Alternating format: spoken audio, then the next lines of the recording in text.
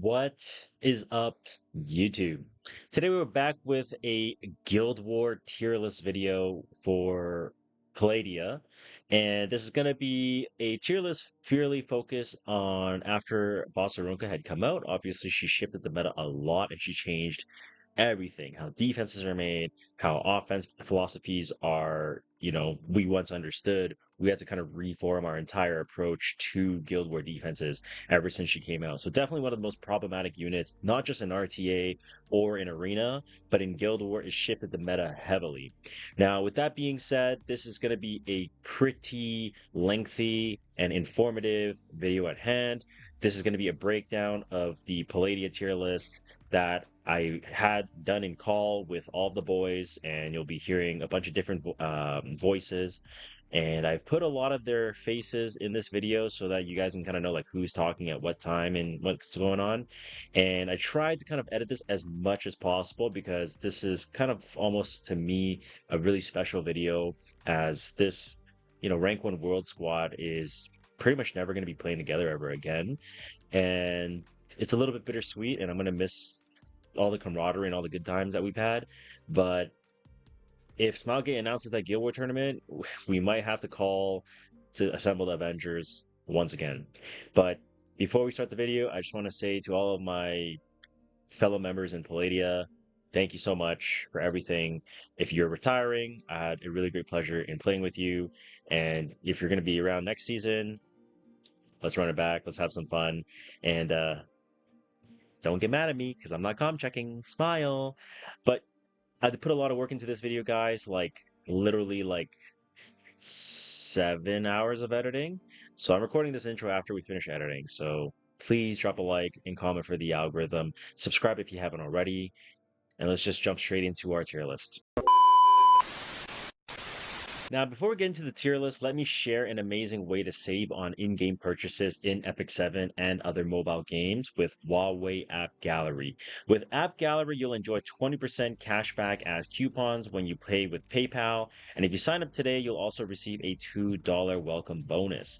Now, to get started, it's super easy. Just click on the link in the description below and follow the steps there. Make sure to select Brazil as your region to unlock the rewards, and then download Epic 7 after signing up.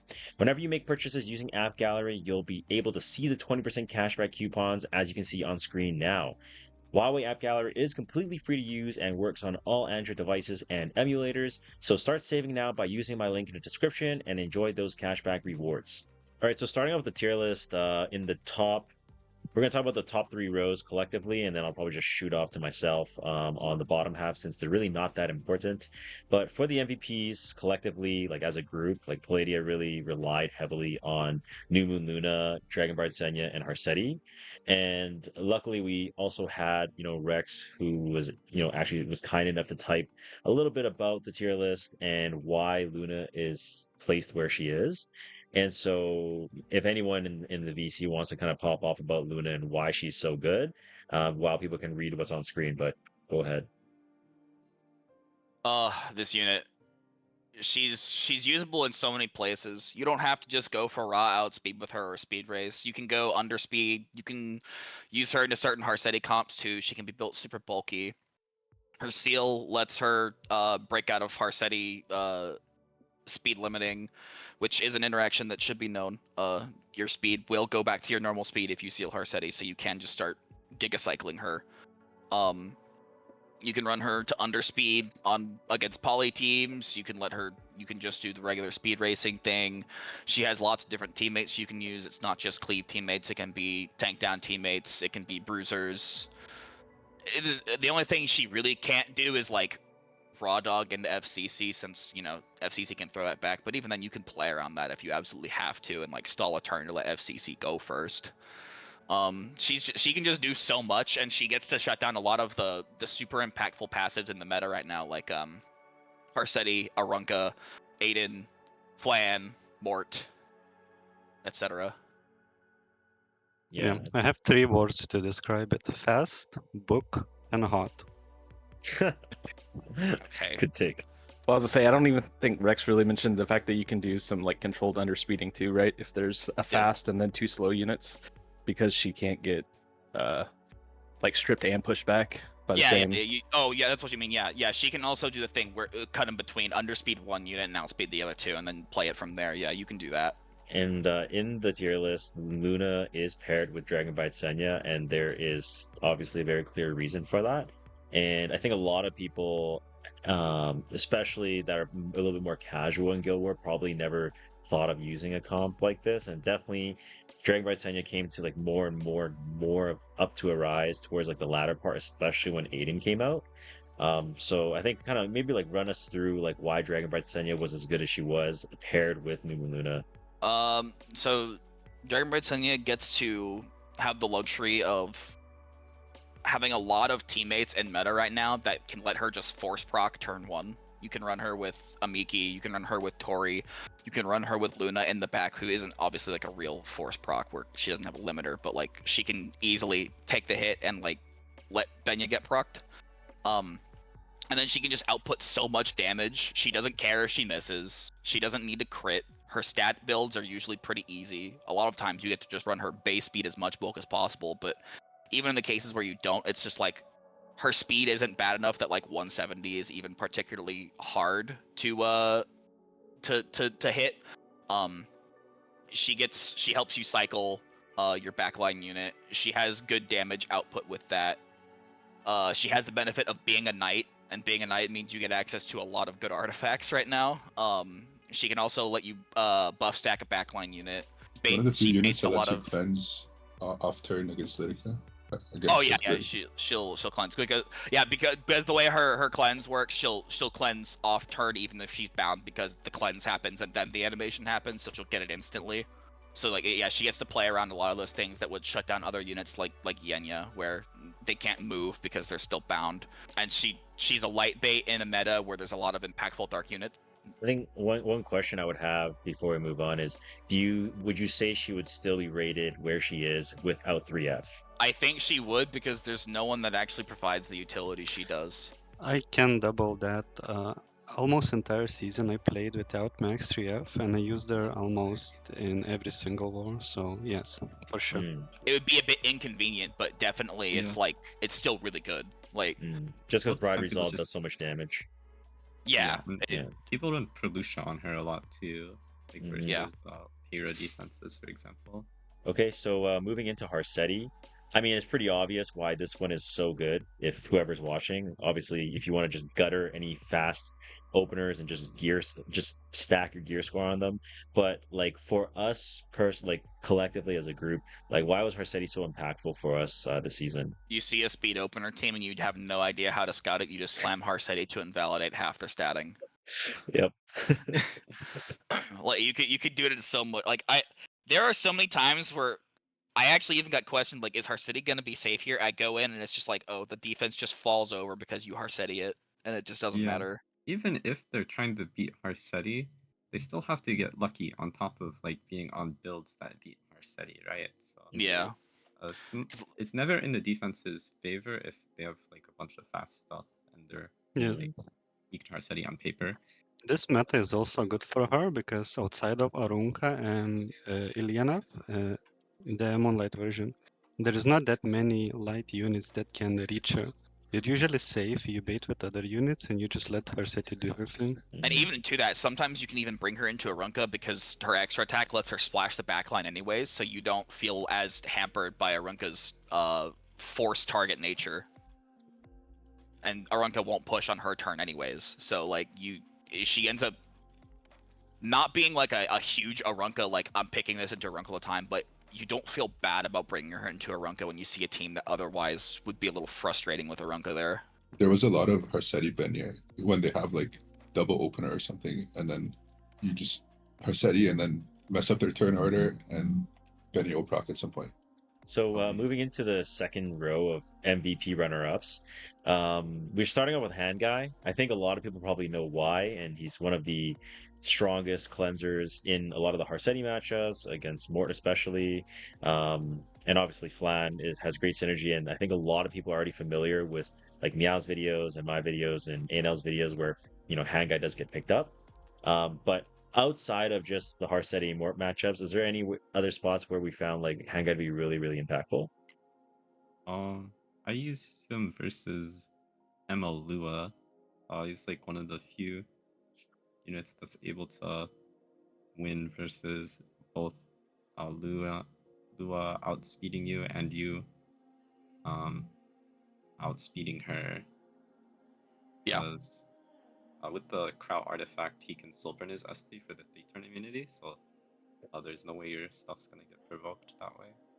Mhm. Yeah, GC Krau already was a big game changer for him, just getting to have that instant soul burn on either him or on the Flan or like, whoever. Right. Yeah, not much else to say about Hand Guy, but this young Senya unit, I mean, she's got to be like must have for Guild War players, right? Yeah, even with Arunca and meta, she still pulls up a lot. Like any Harsetti defense, like the first thought is, can I Yenya it? The only reason, like I'll say for Hand Guy, but I'll say even more for Young Senya. The only reason she's not in like actual MVP tier is because a lot of the comps you would like to run with Yenya, you just can't run on Scout because you can't play fast until you know Arunca stats. But then the instant you know Arunca stats, you can usually do so many Yenya comp setups and like play fast into the team. And being able to play fast into Arunca is the best feeling ever. I think Phil said she was one of our lowest win rate units from the most used ones. Oh wow, really? That's probably just because she does. I could see it too. I mean, if you spam a unit so much into some of these current units in meta right now, like it's gonna happen. I can actually name the comp that I saw lose at least 3 times, which is Veronica, Yenia, and something else. And I saw like different members like lost Probably it. Alencia. It's probably Alencia. There was also the Elvira incident. So moving on from Young Senya, Spirit Eye Celine was, I mean, I know like just for some people that watch like my videos, like on follow up, she's disgusting with Lidica, but obviously in the beginning of the season there was a lot of Spirit Eye Celine, and like what do you guys think about Celine like towards like the beginning of the season and then towards more like the end of the season? At the beginning of the season, she was our only real answer into 007, which was Bois, Archdemon, and Polly. It was just ER stack and kill them. But like yeah, once Arunca meta hit and we had to like rethink how we did offense, oh my gosh, that EE is more insane than I think anyone realized then. Like, and everyone thought it was a good EE when it dropped. It was like, oh, yeah, that's a really good EE. Holy crap. This unit rocketed it up the usage chart just by like you could dump her onto so many Arunca defenses and just remove the unit. I became a Celine cleaver. Like, everyone became Celine cleavers because, and this is the rare case where like most of the time this was a unit that you just didn't actually S3 with because you just kept spamming S1s. You're just spamming S1s the whole time. Every time I'm doing damage calc for her, I'm like, there's no way she does that much damage. But she and then does. You go in game and she does that much damage. Yeah. Now, I think the next one here, Frida, is pretty self-explanatory. Obviously, if you ever need a soul burn, you need an attack buff, and boosting her with Briar Witch or just anytime you need some kind of soul burn, I think we don't have to cover this one too much. I think the core of C Pentapolitis and Jenua was really, really. I think it was probably one of our most used like pairings like throughout the season. It was 100% the most used pairing because we used them from minute 1 of the season to minute end. There was never a war where there wasn't like at least half the attacks had a Poly Jenua on them. Yeah, good versus Arunca, good versus Peira, good versus anything that wasn't Harsetti or Ilynav, essentially. Yeah. Yeah, if it wasn't for Harsetti still being prominent, they probably would be up at MVP tier. But because like they exist, then it's like, you have to, like, if you see like a Arunca Illy one side and then Harsetti other side, it's like, damn, can't use them there. For sure, yeah. And I know you guys, someone mentioned it earlier about why Dragon Bride Senya is up where she is in the MVP section is because of these two as well, not just Luna, right? So I want to kind of add that in as well. Now, moving into like Lidica, I personally, like, I know a lot of people that have watched previous videos know that Lidica is really strong to set up Celine follow-ups and stuff like that. But would you say that her spot as an MVP runner-up is solely just because of her ability to kind of like run through offenses that are really slow? From a scouting perspective, do you guys think she also deserves the spot that she is just as a scout unit? I think so. I scouted with her a lot in the back half of the Yeah, season. You I can scouted send her with her. into. You can even send her in stuff like Bois, who can't get debuffed because it's just like you can just build her tanky enough and it's fine. Like, and Yeah. there's even some people with like they build the scout with the intent of like you can run her into Renak because you build everyone tanky enough to like let Renak outspeed you and just do her thing and hit the Frida, and then you just play the comp like normal and the defense becomes even easier. That's a bit more of a gear checky setup, but you can absolutely do it. And this unit just allows you to have so much control and like removes so much variance from an attack that it's too invaluable to not have. She stops counterattacks and she has an ignore ER death break. Like, there's pretty much no 100% ignore ER death breaks in the game.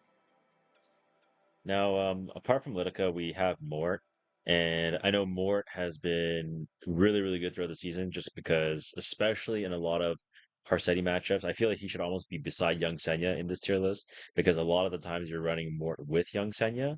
But I know there is some other comps that really relied on Mort as well. So, how did you guys feel about Mort this season? Do you guys think he was really would he really be contending with an MVP spot? I think so.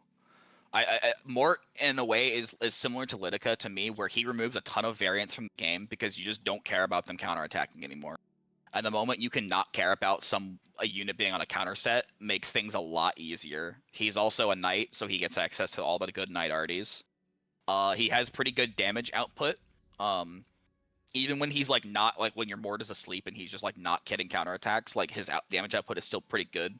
He gets to have those ignore ER death breaks 60% of the time, which is it's pretty good. You don't even have to hit him all the time, but once you hit one death break, it's like that unit probably dies very soon after. He isn't the best solo DPS. He's a bit better as a complementary damage source with one big nuke at the beginning when you step. But that combined with the utility he offers of just denying counterattacks, giving barriers whenever he does counterattack every 2 turns, getting the death breaks, fear RNG, usually being something you don't really rely on, but like anytime it happens is always really nice. And getting to shut down a lot of units kits, like especially in the later half of the season, we started seeing more Spirit Eye on defenses that like he just makes that unit not play. Yeah, you made a lot of Yeah. points, but I think some of the main ones that I took away is he can carry Holy Sack, or later on in the later part of the season, also started using him on like Aureus, right? And just shutting Yep. down like Arunca counter lose conditions, Ilynav Elbrus lose conditions, Hua counter lose conditions. So he definitely was really good considering this obviously is like a post Arunca offense tier list. Definitely really, really strong. Now, with Tori, I think some people are going to be surprised why Tori is so high up on the tier list. And anyone care to tell me why we rated her so high up there? So Tori as a unit doesn't actually have like a ton of comps she's very rigid in how you tend to use her. A lot of times you're using her to proc Benya or to ignore debuffs. Like you can ignore like poly debuffs, Tywin debuffs, Harsetti debuffs, stuff like that. But she's so high up because the teams that she's used into, like Flan, Arunca, Harsetti, as well as some other Arunca Harsetti comps that aren't Flan but like might have another secondary DPS, is because no one really does the job she does as well as she does, while also being like a hard nuke. Like you could run a Miki in her place and she'd probably be okay, but you'd be a bit more damage checked. And you may not be able to punch through something like an Arunca, because like if you get a cascade with Tori, which with how we have her set up is very, very likely. It's not quite 100%, but it's a very high percent to get your cascade on your turn. You're gonna do like 25k to an Arunca most of the time, and it's gonna hurt. It's probably just gonna kill it. Just having that utility while having a unit that like the only time she dies in that first turn cycle is like some really specific HP threshold hitting with injury happening, while maybe having like high damage Harsetti but with like injury set, and then into a really weird proc scenario where she'll instantly die. That happened like 2 or 3 times, but like most of the time that just doesn't even factor. No one else does it. No one else does that. and she ends up clean sweeping those teams every time because of that. And it just ties back to Dragon Bride Senya and why she's up in the MVP section once again. Yep. Yeah, she was Yeah. never not paired with Dragon Bride Senya or Luna. Yeah, I feel like at the beginning, like especially the first half of the season, we ran her so much. Like almost Mhm. every second team was her. Later she Yeah. fell off a little, but she's still good. And I mean, Zio is pretty self-explanatory. Like, come on, like if they're running a bunch of squid, like if they can be cleaved, and I mean, he's just so good. Frida and Celine, he has Flan combos. I don't think there needs to be a lot of discussion about that, unless you guys feel like there is. I just want to say one thing about them. This unit allows you to, especially if you have good gear, allows you to cleave almost anything unless it's specifically trapped. Like his Soulborn, for example, into Ludwig. If you have like crazy Ludwig, high speed, you can pretty much follow up on anything with this unit. He's so good. Yeah. There was also the Harsetti Zio comp with Red Flan. That was also Oh yeah. real popular yeah. at times. Yeah. We used that quite a bit. Yeah, where you run Harsetti, your Harsetti base speed, and then you just run like a damage Zio with Flan, and then you get to put like 5 hits on like a Celine or something. So even on Scout, it's like it's usually safe. And maybe we should clarify when we can safely cleave. It saves us from the bad RNG for like long games, right? The risk of like, Yep. oh, you don't know when there's multiple counters or dual attacks happening. If you can safely cleave it, you don't deal with that. And it's safer if you can safely do it, and he enables that a lot of times. No, and I think it's pretty clear why Veronica is, posted right beside Zio, because the Zio Veronica Cavill comp as a follow-up was just super buttery clean, like someone said. So we're gonna kind of skip over Veronica really quick. But Flan is obviously one of the best and worst things to happen to Epic 7. But I mean, throughout this season, do you guys feel like Flan was, I feel like she was like not as like overwhelming as like I was expecting her to be, I guess you could say, or maybe the meta just shifted so much. What do you guys think? All right, I'll cut in first because I'm probably the biggest Flan abuser out here. I'm probably using her in 90% of the everything I attack. I feel like she obviously not as powerful as last season. There's especially because of Arunka, but she's still so strong in my opinion. Like Vic mentioned, this was a mistake when she came out in my opinion. I mean now she's fine, but at the prime time. And I feel like you can still force her almost anywhere if you know how to like play around her. Like I feel like she's still very strong, but I do see people using her less often. I agree. She fell off pretty hard on defense, but on offense, I was definitely still using her like every war. Like Flynn is just nobody does it like her. She can't be hit for some reason. Yeah. Flan Dropped off MVP contention more than anything because her matchup into Arunka is just so bad. It's yeah. I was using her in a Lidica cleave versus Arunka, but I guess okay. That's a more little Lidica. different. That's more... making Arunka literally Yeah. not do anything though. Yeah. But like if you're running a lot of these like Arunka Harsetti teams where like you think maybe I could Flan this, like we ended up like never using it really because it's just like we would look at the damage and it's just like, dude, she's just not killing this Arunka before she's out of focus. Like you're not breaking the barrier, bro. And I think FCC is going to be pretty self-explanatory, especially with the release of Renak, and obviously having FCC having Renak's fixed damage. But what are your guys' thoughts on FCC? I feel like she saved. If that buff didn't come through, I feel like Renak would have been a little bit too disgusting. FCC wouldn't be on here if it weren't for Renak. FCC would be in secondary offense option tier if it wasn't for Renak, because Renak is so ubiquitous right now that FCC went from like being used once in a while against a Choux with Doris, which is like that's a decent thing for her to do. It's fine, but it wouldn't get her as an MVP runner-up. With Renak being everywhere, FCC went from occasional use to most people using her 3x a war. I would also say like she definitely also like had some value into Arunka. Like sometimes we would use her as the Arunka like bait, and we were like ER check it. Obviously, like ER checking Arunka is like kind of scary, but like most of the times it would like work out, just because like just reducing that rocket punch damage is just like so valuable. Yeah, on your like SSV, you can just use her. Like like can't get one tap. Yeah, for sure. Guts For sure. of the FCC. So the third row for the core offense strategies, I think they're pretty self-explanatory, but we're gonna just like fly through them a lot quicker. And I'm just gonna go a little bit, and I'm just gonna throw it over to you guys. But Ludwig is pretty obvious. You know, if you can follow up, and you know, if you have a defense break with Briar, you just kind of just kill everything, and it's super clean. Straze actually got buffed, so I do kind of want to ask how you guys feel about Straze because he got the EE that gives him the extra turn, which actually enables Commander Pavel. But like, how do you guys feel about it? You guys like the change, or you think they could have done Well, something different? I underestimated the EE a lot, but he seems pretty broken now on offense. This guy, if this guy had like 2-3 more weeks, I think he'd be an MVP runner-up tier because this guy is we went from like using him post scout and like cautiously thinking about him to now like I know there's at least a couple people that were like looking for Straze cleave scouts because it's just like, oh, you can just you can just Straze cleave it on scout now, like it's fine, like you can do it. Like Mino did some A-lots Strays into Ilynav. Like what the fuck? And he just one tap he just went through wins. the Ilynav because people just had so much damage. Yeah, that's what I wanted to see. There's still like it's so fresh. I feel like we're still gonna find some certain answers to like meta teams with him, especially because he's so good against Arunka. So LRK, I think, is definitely one of the options that we went with, pairing a lot of times with C Phantom Politis and Jenua, especially for Peyra. Correct me if I'm wrong. Yep.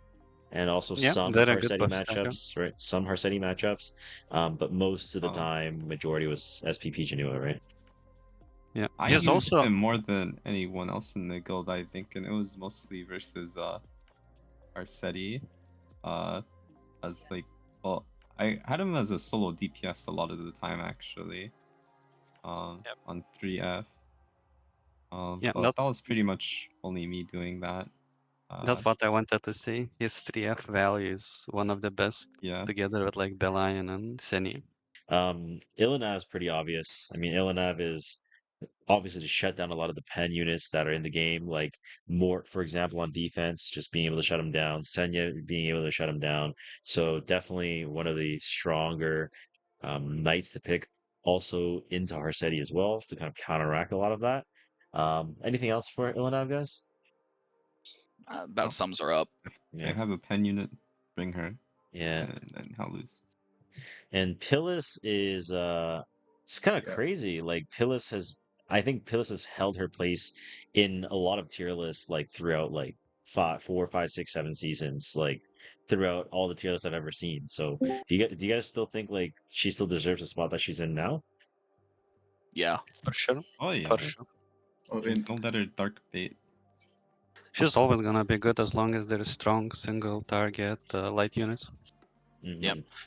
She's in current season, like she's done less rocket punching this season, but she's just done a lot more hard mitigation this season than past seasons, which is good that she has the versatility to go one or the other. It means and with obviously it's been in the game for a while now, but protection set has just gotten more and more valuable, and she's an easy prot holder because she doesn't need to have a stat based set at all. So, and she gets so much value out of just being base speed and just stacking bulk, and she gets to get away with also stacking something like ER or effectively ER, and just being a wall. Yeah, I think it's often overlooked by a lot of more casual Guild War players, where people think of Shadow Knight Pyllis for just like dual attack mitigation, counter mitigation, and stuff. But like the extra ER that she has from her skill tree is actually really impactful, especially with Bossarunka being so annoying this the latter half of the season. Now, moving on, Briar Witch Assyria and Commander Pavel, we've already mentioned briefly, pairing with Frida, pairing with, Zio and Veronica, so we'll kind of just move on from there. Doris, obviously, and Christy are two premier 3-star characters with Pyllis, and I think if you're a casual Guild War player, or if you're someone that's looking to pick up Guild War and play a little bit more competitively or seriously or improve or whatever, I feel like you got to have these specialty change characters built up, and Momo, obviously, because they're free. But for Doris this season, I mean, how do you guys feel about Doris? If I'm wrong, but I'm pretty sure she's one of our, if not the highest win rate unit in the like entire season. She's really good. Now, moving on to Christy, I think we also briefly touched up on, you against 007 and having the ER stacking with Spirit Eye Celine in the beginning of the video. So I think we can kind of pass through it on this one. Yep. Now, for Roana, it's, I mean, yeah, pretty straightforward, right? Like any dual attack, counter attack, any kind of what's her face, Ameru or whatever. If there's any kind of like No, crazy. Okay, I'm gonna yaff now because I'm like the #1 Green Roana hater. This unit's a fraud, and you don't just take Green Roana because the enemy has like one No, single so target many dual attack. people see dual attack and they bring green Roana. Like at the beginning of the season, people would bring it into like BBK Poly, and then surprise, surprise, their one dual attack isn't healing your team to full. Like it was, in my opinion, Roana is only good versus Harsetti for the most part. Yeah. I wanted to say that. Roana is like the biggest noob trap where it's like, oh my god, they have a conk or they have a C poly, that's like a single target dual attack. Roana's gonna heal. And And then you you heal like 1.6k. 1,000. Yeah. No. I mean, correct me if I'm wrong, but we only have like 2 uses for her against like Mort Harsetti team and one Maya team. Outside of that, she's kinda, like you said, just too risky. And because We used her with Yenya Bois too. Oh yeah, actually, yeah. This is all versus Harsetti though, right? So it's just like yeah. There was also you can press S3 on turn 1 and not push the Arunca up. And then she also happens to be good at stabilizing you in the 3v2 against Harsetti because she's good in a Harsetti. Yeah. And this is another thing why like Harsetti is so up. Just being able to counter one unit just a little bit puts her already in like such a high position. Because she's so also often good played. into Bellion, though there's just less Bellion defenses nowadays. Well, Roana aside, Blue Crow's pretty straightforward, right? I think he definitely shot up the list with the launch of Renac, and him being Holy Sack. Pretty self-explanatory. I definitely might have leaked the tech in the middle of the season about the Ruele, about why she was so good. But yeah, how do you guys feel about the Ruele? And I wasn't like in the beginning of the season, or I don't even remember when Ruele started picking up for us. Was it in the beginning of the season? Yeah. Yep. And it was for the most popular comp, right? For the Choux, Ilynav, whatever that last character. Who was the last character? Mort. Yeah. Yes. Yeah. Mort. Okay. Well, my bad for leaking, guys. Just gonna say that now. Nah, it's good that defense died. No, it didn't die. Everyone just thinks it dies because Donut hits all 3 of them when the war starts. And you'll never see them again. Okay, true, but yeah. Post Arunca also, Ruele has great synergy with Arunca herself on offense against heavy single target comps because she can damage limit your own Arunca. She can make your own Arunca more like invincible, and so then they're forced to hit her because they can't hit something else. So you basically create a knight that has to force be hit and like can't take damage, and that lets your DPS kind of run free. She's also good safety net into a lot of bruiser comps, self revive, automatic, obviously invincible, and just in general damage limiter plus barrier is super nice to have. One of those units I feel like that has so many uses, but then again there's even better characters that we use over her, but if they didn't exist, she would probably be even higher. Now Hwayoung is definitely, it's pretty straightforward. We just use this to kill the freaking boss Arunca teams. I don't know how often we actually use these on Scout, but I know when we knew that we could one-shot that Arunca, like she was just like best option. Yeah, anything to add on for the Bystander Hwayoung? No, like if you're just looking for decent win rate odds, you can probably slam her into most Harsetti Arunca defenses if you don't care too much. And she also works into like 8-5 in some variants, but they kinda died out now. Now Choux is obviously pretty straightforward as well. A lot of the times when they're like just super tanky and you need to bring the injury, you need the tempo, and you can just bring like a tank and a healer. You just let Choux do all the work. She's pretty straightforward. But anything you guys want to add for Choux?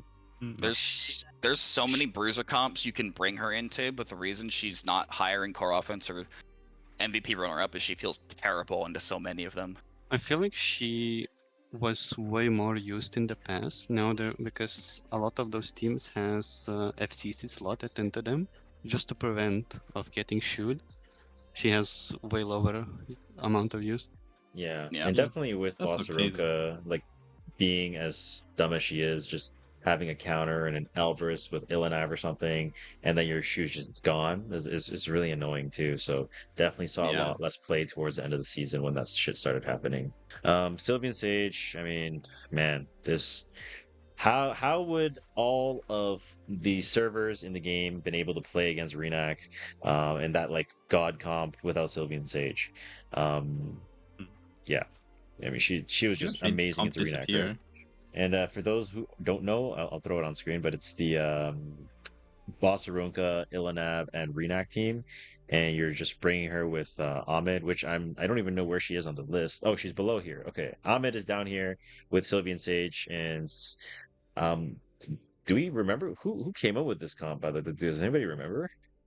It was like Didn't we Asia steal it from like server or Buffalo or something. It was something? winter. It was It winter. was winter, but I feel like some variations with Diane Yeah, came from winter Yeah, I Asia. was heard it like was Diana or canceled. Montmorancy or something. Honestly, I don't even know why Momo's on this list. I never use Momo. What? What's up? Talk to Bro, me. I'm a I Momo used her a salesman. ton. I All used right. her a lot in the Like, back she's- half. Dude, Oh. I swear half her attacks involve Momo every time I'm clicking through towers. Yeah, Momo is like she tanks Renak is pretty much it. Like if you can, if they're trying to place like Renak solo DPS essentially, you just slam Momo, SCC, Ilynav, and you can't lose.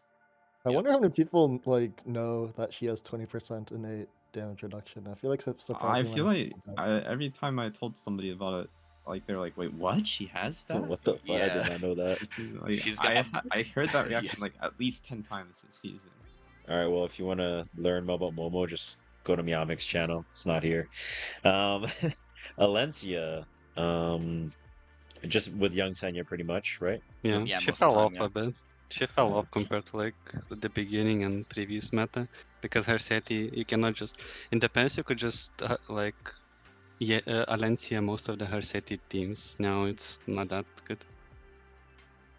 All right, so if you've made it to this part of the video, you're basically going to be seeing me just yap about a lot of the bottom tier units that we didn't talk about in the video, since the top 3 rows were the most important. And as you know, it's already been like 30 minutes of talking just with the boys regarding all the characters, as there's so much information to talk about. Now, I'm going to blitz through a lot of them and I'll timestamp everything. So if you want to jump to a hero, go ahead. So Gala Lilias is pretty straightforward. If you need to kill a tank that is really tanky, even if it's on POV, especially with a Runka on like a Noble Oath build on POV, you can just one-shot it, especially with young Senya being an Earth unit, so she's really good on follow-up. Watcher Shuri is really good to kill a low HP Arunka as well. You can just go for like a S3 and just get a kill. Obviously, it's a Sasha holder as well, so if you go for any setup with, you know, like Straze or something like that, you can just go like Straze into Watcher Shuri, and then just the whole team pretty much dies. Renak is pretty good with young Senya, obviously, in some comps where they're pretty squishy, but they had some form of AoE. So a good example of that would be like, you know, if there's Valiant AoE or if there's some kind of like Briar AoE and all 3 characters have AoE, then you can usually pair it with like Renak plus like young Senya. Not exactly in those specific units, but you get the idea. Sharoon is okay if you have Renak and you're just outspeeding and you know they're slow. BBK is obviously pretty good with like the Frida, Briar, BBK combo, very decent. Milim was good in our scout comp versus the Empyrean Ilynav, Choux, and Mort. As we talked about earlier in the video where I leaked the comp for Ruele. Sinful Angelica, if there's any revive. Emiki, if they have any like Renak, you just like put the Emiki behind the young Senya, which is why she's an MVP. Yolha, if they have some form of like fire unit like Fire Flan, you need to have a bait for the Fire Flan, and into like Harsetti, you can dump an S3 as you've seen in many of my previous videos. Albedo for pure mitigation. Malmix uses this in a lot of his scout videos, so if you want to check that out, go look at his videos. Solitaria is good if there's any teams that have like really heavy focus and you want to just take that away with the resource reduction in her passive. Shooting Star Arcadius is good for the 007 comp that we mentioned in the very beginning of the video with the Christy, or basically just like a stall comp. And if you ever play like MLK run, he was also pretty good as well with her since she has that immortality. Guard Captain Krau is decent, and Korea loves playing with him, and especially into a lot of the fire Flan defenses. So definitely some unexplored territory. But he's okay. He's not bad. Amid, if you know that you can just outspeed, they have no Ilynav on the team, you can just Amid Kise Cavill. Very, very straightforward. Dien is very also another thing that we talked about in the video, which I didn't mention just now, but if you didn't watch the video, Amid, Sylvan Sage, and Fallen Cecilia basically dealt with a god comp, so that's why she's here. Dien was a substitute for that god comp as well. Amaru is for the new kid Aiden comps. When he first came out, and you can basically just seal off his evasion and just one-shot him with Flan. Bellion is another really, really strong scout unit that was popularized by or brought to our attention by I think Korea, and they were using Bellion, just sending it with DDR and just like full stacking Venom super early on with like S2 DDR, Solar S1 Bellion, and you just like stack like a crap ton of Venom right away. Very, very problematic and a very strong comp as well, to be honest, because he's really tanky with 3F. It's just so much raw damage. And then Boss Arunca, pretty straightforward. I don't have to explain that. Destina's good if you want to play with Choux and you just push Choux and you just run them down, as I've done in previous videos. Tywin is really good into some of the Mort Harsetti combinations where you run your own Harsetti. If you need to like protect the backline and keep the debuffs off them, very good. Fene, I'm not gonna say anything about Fene because I'm not gonna buy into the Fene MLM. Okay. Twisted Eidolon Chiron are very good into some para comps, lone wolf para comps, where you put immunity on him and he just counter, and he's running full Destro, full nuke. Abigail is going to be right beside him because that's kind of, they coexist with one another, especially with Shooting Star Arcades. F Maya, I mean, I would put her in the MVP because I love my girl F Maya, but I digress. If any defenses have like Conk, Para, or like a bunch of extra turn units, Benimaru is pretty decent. The rest of these characters below are very, very, niche. Like, you're not going to see them picked very often. Like, Green Celine's okay if C10 Politics goes first, right? A-Lots if you can outspeed and you can one-shot. Triple Torrent RB's not bad into some Renac defenses. Lone Wolf Para is pretty decent if you need a cleanser and tempo with Fire Flan. DDR is okay if, depending on who you're pairing it, maybe like DDR Solitaria. Teiyu obviously and Top Model Lidica kind of work together with C10 Politics that I've shown in previous videos. A lot of them have, one niche uses, but overall, if you can make a use for them, chances are there were probably a billion different ways that you could have used a different unit to do the same thing. These units, obviously, imprints, Full Moon Haze, like very, very MLM. Not picked that much, very much at all. The we tried is very funny. The we tried basically just means that we tried to make them work in mock battles. We tried to make them work in scouts and just testing and trolling a little bit before we lost our full clears. And let's just say they all flopped. Very badly so. And then the we didn't even try is just the 3 units that are just complete ass and you just never want to build them because they are just terrible. So stay away from them. And that is basically going to conclude the tier list. And if you guys did find this helpful, please drop a like, comment, and subscribe. And if you're coming from Reddit, if you're coming from Discord, if you're coming from YouTube community, if you're coming from Twitch, thank you so much for supporting Palladia in our Rank 1 World push, and I'm really happy to say that we were successful in doing so, and I hope that this tier list will help you maybe get into Guild War a little bit more, or have a better idea in terms of how you should, shape your account and build your account to be a Guild War dominant player, depending on what the goals of your guild are. And if you need me, you know where to find me. It's going to be in the Discord, or leave a comment below, and I'll get to you as soon as I can. And until next time, we're signing off. Palladia, Rank 1. Peace. Bye!